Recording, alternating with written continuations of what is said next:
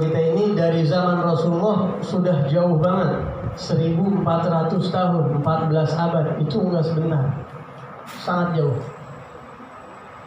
Dari zaman Nabi Isa ke zaman Rasulullah saja kurang lebih 6 abad.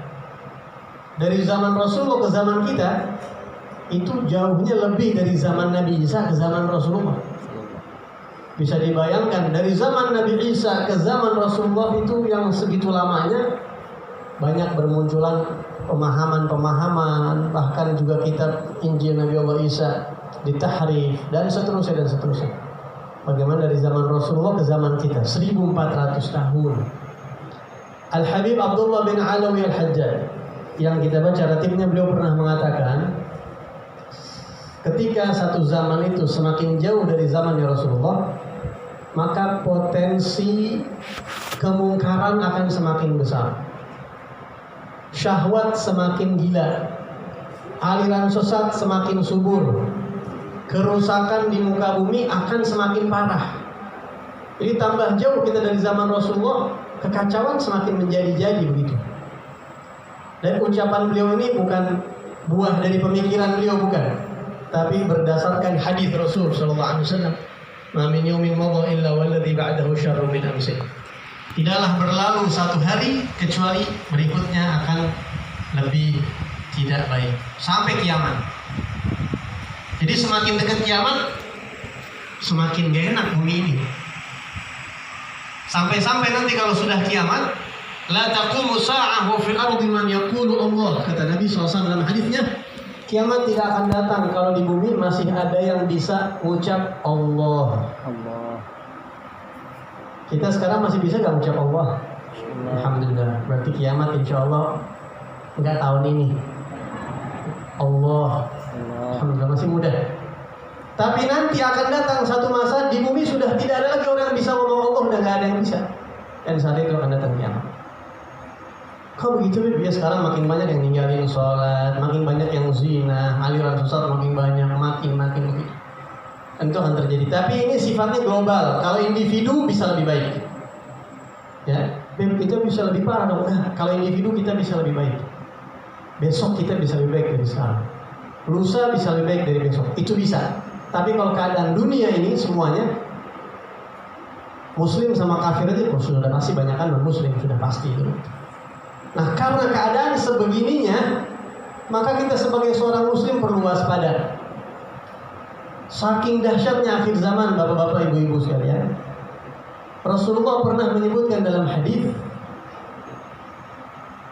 "Badiru bil a'mali fitanan ka qita'il lailil mublim." Ini hadis disebutkan di dalam Sahih Muslim.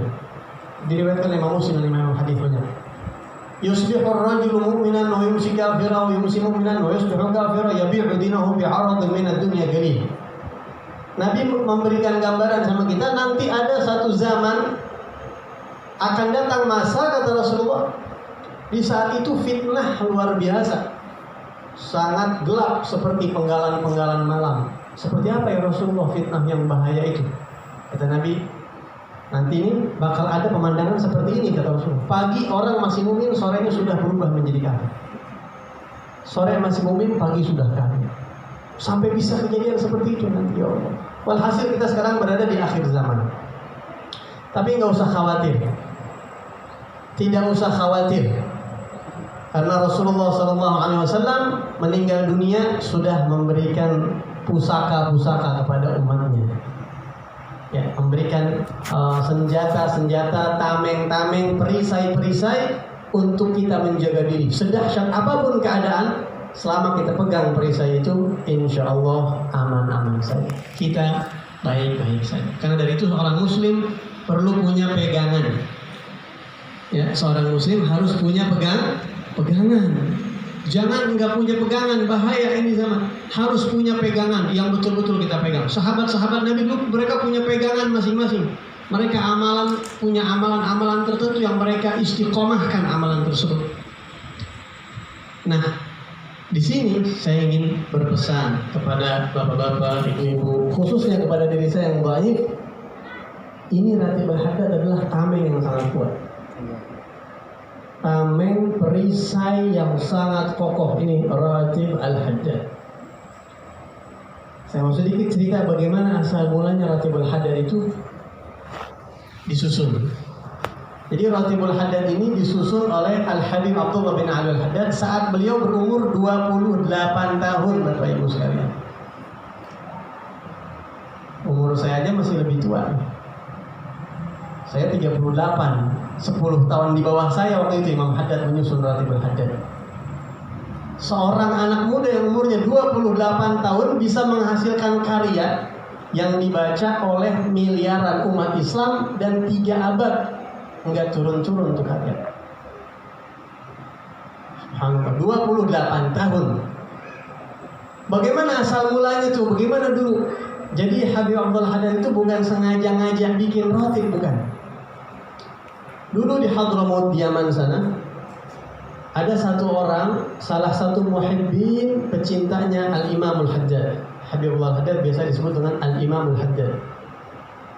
Muhibbin ini namanya Amir. Namanya Amir dan dia orang Arab biasa, bukan Habaib. Marganya As-Sa'di.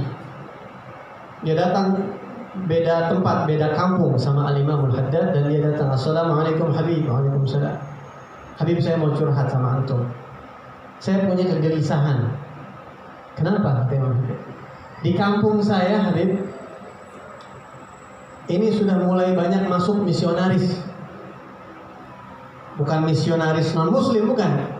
Misionaris aliran di luar Ahlus Sunnah wal Jamaah. Mereka tinggal di kampung kami dan mereka mendakwahkan ajaran mereka. Saya khawatir anak istri saya, kerabat saya, orang-orang kampung saya lama-lama kebawa sama mereka. Mereka membawa aliran di luar Islam. Aliran itu saya nggak mau sebut alirannya, tapi ciri-cirinya itu mereka sentimen sama sahabat Nabi Muhammad. Paham? Kita sekarang kudu hati-hati ngomong kan? Mereka sentimen sama sahabat Nabi Muhammad. Mereka begitulah hasil ada aliran yang seperti itu. Akhirnya Habib Abdul Haddad mengatakan, hatta astaghfir. Ente kasih anak waktu, anak mau istikharah sama Allah. Jadi ini orang Habib minta pegangan. Saya minta pegangan untuk saya dan keluarga dan orang kampung saya supaya kita ini bisa menjaga diri. Akhirnya beliau istikharah kepada Allah. Jadi ulama itu Pak kalau nyusun kitab nggak sembarangan. Mereka nyusun bacaan-bacaan nggak sembarangan. Istikharah kepada Allah, minta petunjuk. Mereka nggak mau membuat sesuatu berdasarkan hawa nafsu, popularitas, nggak mau. Minta petunjuk kepada Allah Subhanahu Wa Taala dan beliau mendapatkan isyarat dari Allah, mendapatkan petunjuk untuk menyusun bacaan-bacaan zikir yang kita kenal dengan Ratibul Haddad itu. Dan ratib itu disusun oleh Al-Habib Abdul Haddad saat beliau berumur 28 tahun di malam 17 bulan Ramadan. Bertepatan dengan malam Nuzulul Quran. Disusun oleh beliau, minta kepada Allah, ya Rabb, semoga apa yang aku susun ini Engkau terima dan bermanfaat untuk membentengi umat Islam. Dipanggil saat ini Amir. Syuf ya Amir, saya mendapatkan petunjuk dari Allah, amalin ini sebarin di kampung kamu. Dan beliau pun akhirnya membaca bersama murid-muridnya. Ibaratnya nyelam sambil minum air. Sekali mendayung, 3 pulau. apa itu peribahasa? 2-3 pulau terlampaui. Apa Pak? Ustaz? 2-3 pulau. 2-3 pulau terlampaui. Mungkin tujuannya cuma untuk dia, orang ini yang punya tujuan membentengi dia. Tapi kenapa enggak sekalian buat seluruh umat Islam? Sebagaimana ayat Quran kadang-kadang turun karena perkara tertentu, tapi hukumnya berlaku sampai hari kiamat buat kita pakai. Sebabnya cuma sahabat Nabi itu ayat Quran turun. Ada sahabat Nabi bertanya ini, turun ayat Quran. Al-ibrah bi-khususil bi'umumil lafz la bi-khususis sabab. Jadi ayat Quran itu bukan untuk dia doang, tapi untuk seluruh umat Islam. Akhirnya Imam Haddad baca ini dan ajak murid-muridnya baca. Tersebarlah ratib ini di wilayah Hadramut dan sekitarnya sampai ke Masjidil Haram. Pada saat itu mereka baca sampai ke Nusantara, sampai ke Indonesia. Jadi Ratibul Haddad ini memang disusun untuk membentengi akidah umat Islam. Itu asal muasalnya disusun Ratibul Haddad. Tapi ratib ini bukan cuma untuk itu. Karena di dalam itu banyak amalan-amalan zikir yang memang semuanya dari Rasulullah Shallallahu Alaihi Wasallam, semuanya. Itu asal mula disusunnya Ratibul Haddad. Kemudian yang kedua, Ratibul Haddad ini sebenarnya amalan harian Bapak Ibu sekalian. Jadi kalau bisa, saya mau ajak Bapak-Bapak Ibu-Ibu untuk mengamalkan Ratibul Haddad ini setiap hari. Bacanya kapan Ustaz Habib? Boleh pagi sore, boleh malam aja boleh. Minimal 1 kali malam. Habib Abdullah bin Alwi Al-Haddad biasanya baca ratib habis sholat isya. Beliau ini penyusunnya, bacanya biasanya usai sholat isya. Tapi kalau bulan Ramadan sebelum sholat isya beliau biasa baca. Dan ini amalan untuk amalan harian. Waduh, itu Habib kok banyak amat Ratibul Haddad setiap hari. Coba kira-kira kalau kita disuruh panggul semen 1 sak, encok nggak kira-kira? Encok kalau yang belum biasa. Tapi kalau orang yang kerja di material, 2 sak setiap hari kecil buat dia. Kita baca Ratibul Haddad kayaknya sampai kelagepan deh, banyak amat ini. Ya Allah, kalau setiap hari maksudnya kayaknya. Karena belum biasa. Biasain. Kalau sudah hafal sambil nyetir mobil baca ratib, bisa. Sambil bawa motor, sambil jalan kerja, baca Ratibul Haddad tuh udah kayak air. Kalau udah hafal setiap hari baca, lama-lama kayak air. Jadi amalin ini setiap hari. Ada orang mulai ngamain Ratibul Haddad sehari, 2 hari, 3 hari, putus. Ntar ngamain lagi, ntar putus, ngamain lagi putus. Akhirnya setan bisik-bisik di kuping dia, udah dulu percuma ngamain Ratibul Haddad, nggak usah dah, nggak bisa istiqomah. Nggak usah baca dah, susah, nanti nggak bisa istiqomah kan. Akhirnya dia nggak baca sama sekali. Habib Abdullah Al-Haddad mengatakan, orang yang meninggalkan amalan karena takut tidak bisa istiqomah itu orang yang tertipu dengan syaitan dan hawa nafsu.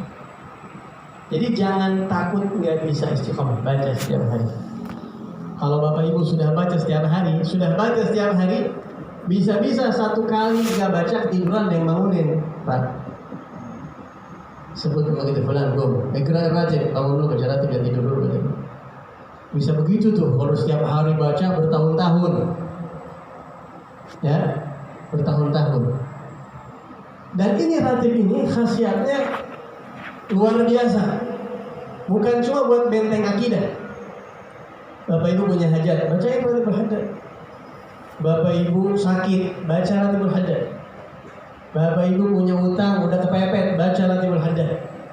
Bapak Ibu takut ini, takut baca. Ini multifungsi. Apa aja bisa. Ya, kalau ceritain kepanjangan untuk baca.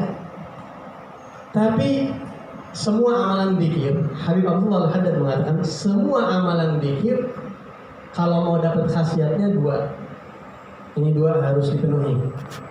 Yang pertama apa? Al-mudawamah wal muwadhabah, rutin. Ustaz, saya baca Ratibul Haddad, ada orang kesurupan, saya bacain, jinnya malah ketawa, Ustaz. Kok nggak ampuh nih Ratibul Haddad? Nanti baca setiap hari gak? Ya masih angot-angotan. Oh maklum kalau masih angot-angotan. Kurang tajam. Kalau bacanya masih sekali-sekali nggak tajam. Ya, jadi dimaklumin aja kalau masih tumpul. Terus baca, terus baca terus. Saya takut, kadang saya nggak baca terus. Al-Imam Ibnu Athaillah mengatakan, as-Sakandari beliau mengatakan, siru ilallah urjan wa makasir. Kejarlah rahmat Allah, berjalanlah di jalan Allah, jatuh bangun. Ya, jatuh bangun, aku mengejarmu ya Rabb. Kita jangan nunggu benar mengejar Allah. Fa'innam tighara sihah batalah. Karena kita nunggu rapi itu lama, bodoh. Kita ini bodoh kalau nunggu rapi. Udah jatuh, bangun lagi, jangan berhenti. Ya Allah, kemarin udah nggak baca ratib 1 hari, udah malas, terus baca, jangan berhenti baca. Jadi mudawamah itu nanti yang bikin tajam bacaan kita. Ya. Yang kedua apa? Kalau kita mau tajam bacaan kita, efeknya kelihatan, khasiatnya terasa, al-hudur, khusyukan.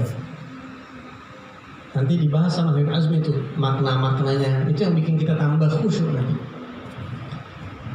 Dan Habib Ahmad bin Zain Al-Habsyi, muridnya Habib Abdullah Al-Haddad, mengatakan, kalau kamu mau dapat kelebihan dari Allah Subhanahu wa taala, baca Ratibul Haddad la ilaha illallahnya 1000 coba. Sesekali. Nggak harus tiap hari, enggak. Minimal kan 50 minimal. Tapi kalau mau baca coba 1000. Akan nampak padamu sesuatu rahasia Allah Subhanahu wa taala. La ilaha illallah, la ilaha illallah, la ilaha illallah, la ilaha illallah. Sampai ke darah daging itu kalau bisa. Nah, ini bacaan apapun termasuk Ratibul Haddad, kalau kita sudah istiqamah sama kita khusyuk saat baca, udah itu bakal tajam. Kemudian Bapak Ibu sekalian yang dirahmati Allah Subhanahu wa taala, khasiat Ratibul Haddad yang paling terkenal, yang sangat kita tunggu-tunggu, yang kita harap-harapi adalah kita bisa wafat husnul khatimah.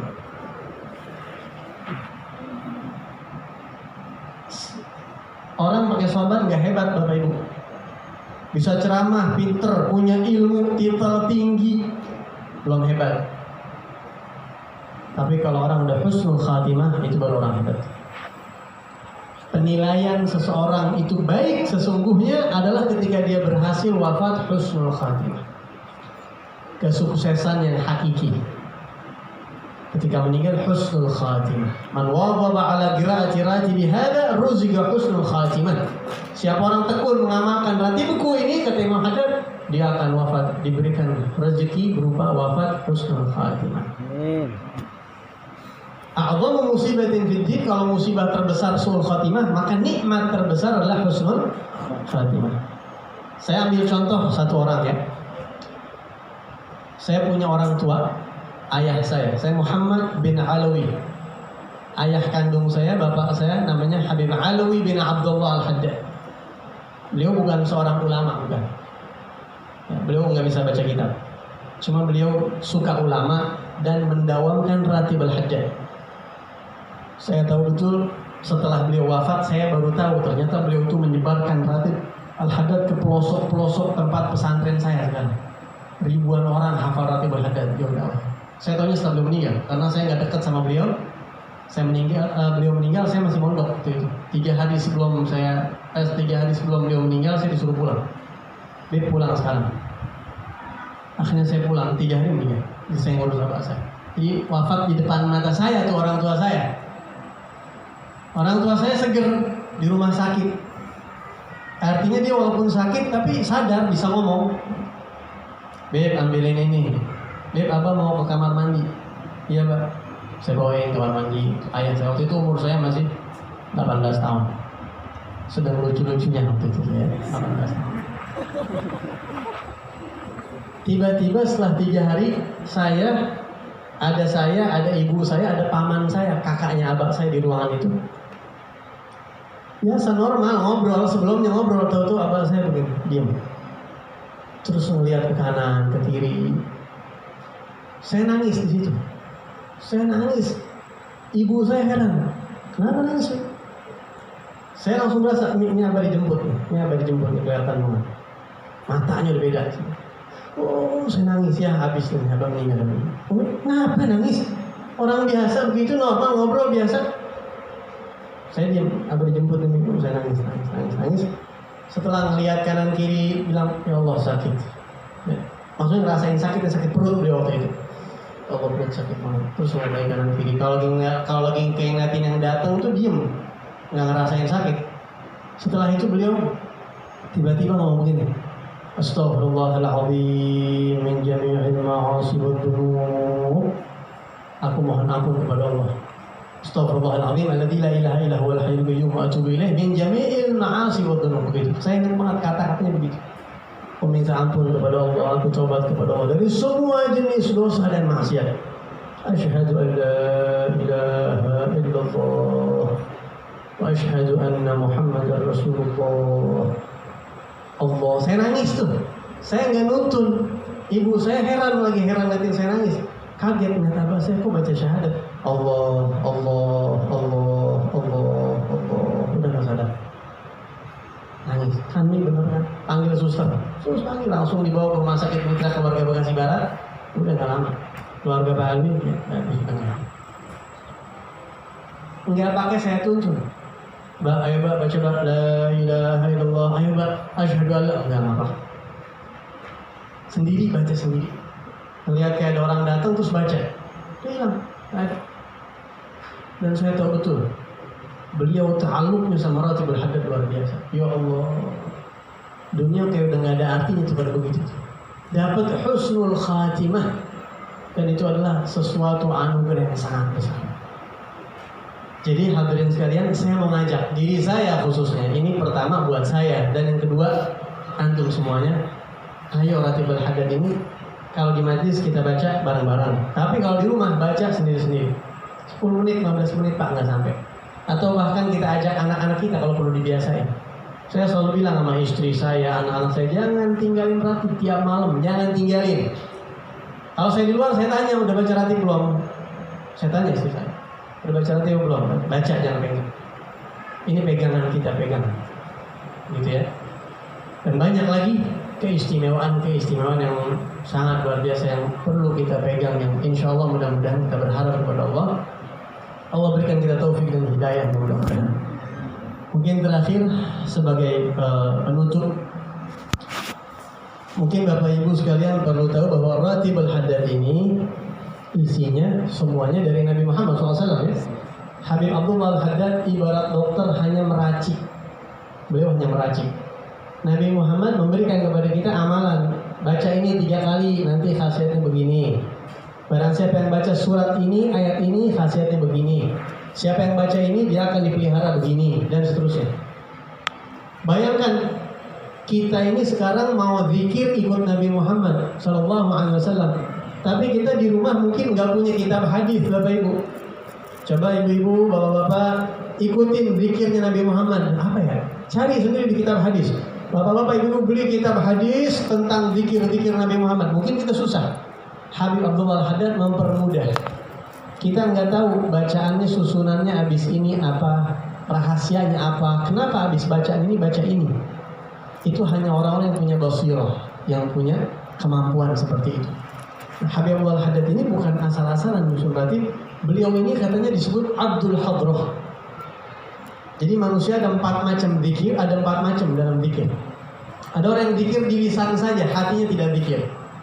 Ada orang yang zikir di lisan dan hatinya juga zikir tapi maksain. Kayak kita. Kalau lagi mau maksain khusyuk gitu ya. Kadang-kadang pikiran ntar kemana, tarik lagi paksain, hadir, ntar hilang, ntar hadir, ntar hilang.